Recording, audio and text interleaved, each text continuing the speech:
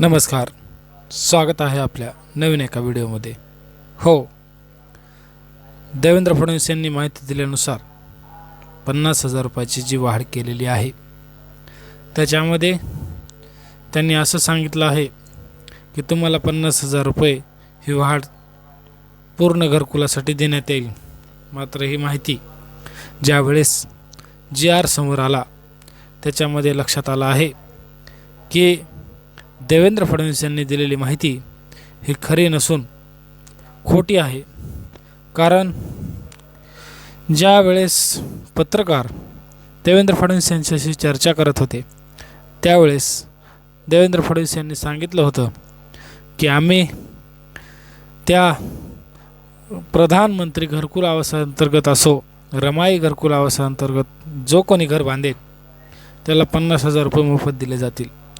परंतु असं न करता वरचं सोलारसुद्धा मोफत दिलं जाईल अशा प्रकारची ग्वाही देवेंद्र फडणवीस यांनी दिली होती।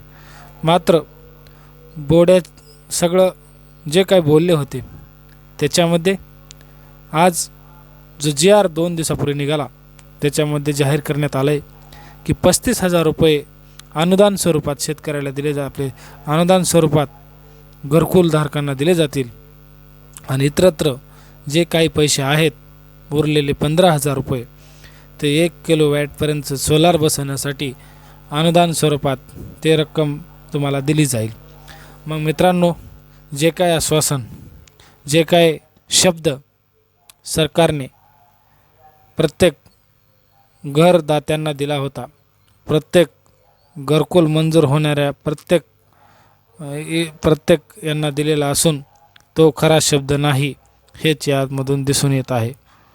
परंतु देवेंद्र फडणवीस आणि यांच्या घोषणेनंतर किमान सोलार तरी बसणार आहे असं यातून निदर्शनात येत आहे। जे काही दुसऱ्या हप्त्यापासून लोक वंचित आहेत, दुसरा हप्ता अद्याप देखील लोकांच्या खात्यावर वर्ग झालेला नाही। मग तो का झाला नाही, त्याचे कारण काय हेच अद्याप समोर आलेलं नाही।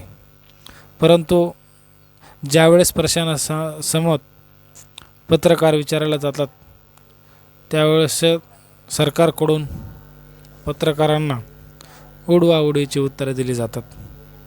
परंतु हे काय बरोबर नाही।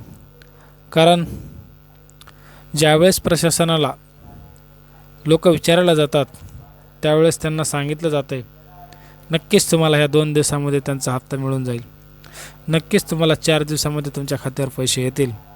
पण अशा प्रकारचे पैसे कुठल्याही घरकुल असो इतरत्र कुठलंही अनुदान असो त्या ठिकाणी त्यांना मिळायला दिसत नाही।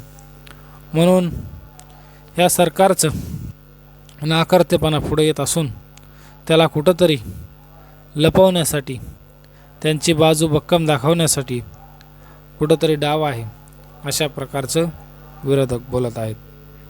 परंतु जे काय 20 कोटीचं लक्ष्य, 20 लाख घरं बांधण्याचं जे लक्ष्य या वर्षभरामध्ये त्यांनी दाखवलेलं आहे, सर्वाधिक घरं मोदी आवास घरकुल योजना अंतर्गत असतील इतरत्र भरपूर योजना अंतर्गत असतील ते बांधण्याचं उद्दिष्ट त्यांनी ठरवलेलं आहे। त्याप्रमाणे ते कुठंही पूर्ण होताना आपल्याला दिसत नाही।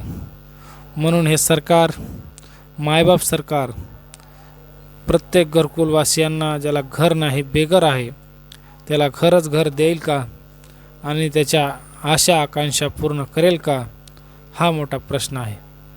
बऱ्याच दिवसांनी आपले प्रत्येक गोष्टीमध्ये सरकार कसं चालतंय, किती घुमजाव करतंय, लाडक्या बहिणीहून कसा घुमजाव त्यांनी केला हेच आपल्याला दिसत आहे। त्यामुळं नक्कीच लोकांना जे काही 50,000 रुपये एक्स्ट्रा सांगितले होते की बाबा तुम्हाला डायरेक्ट DBT थ्रू 50,000 रुपये तुमच्या बांधकामाला वापरता येतील, असलं कुठंही दिसत नाही आहे। कारण जे काय त्यांनी सांगितलेलं होतं, जे काय ते बोलले होते तशा प्रकारचं कुठलंही आश्वासन पूर्ण झालेलं दिसत नाही। कारण 50,000 रुपये सांगून 35,000 रुपयाचीच वाढ या ठिकाणी केलेली दिसत आहे। मित्रांनो, फक्त 35,000 रुपये वाढवून त्यांनी घरकुलाचं जे काय बांधकाम तेवढ्यामध्ये होतं का, अशा प्रकारची भावना विरोधकाकडून बोलली जात आहे. परंतु हप्ते वेळेवर येत नाहीत, इंजिनियर पैसे मागतो, बऱ्याच गोष्टीला लोक कंटाळून गेलेले आहेत, बऱ्याच गोष्टींना लोक त्रासलेले आहेत. परंतु जे काही गोष्टी आहेत त्या नक्कीच आपण या व्हिडिओमार्फत लोकांच्या समोर आणू आणि लोकांची बाजू भक्कमपणे मांडू. धन्यवाद.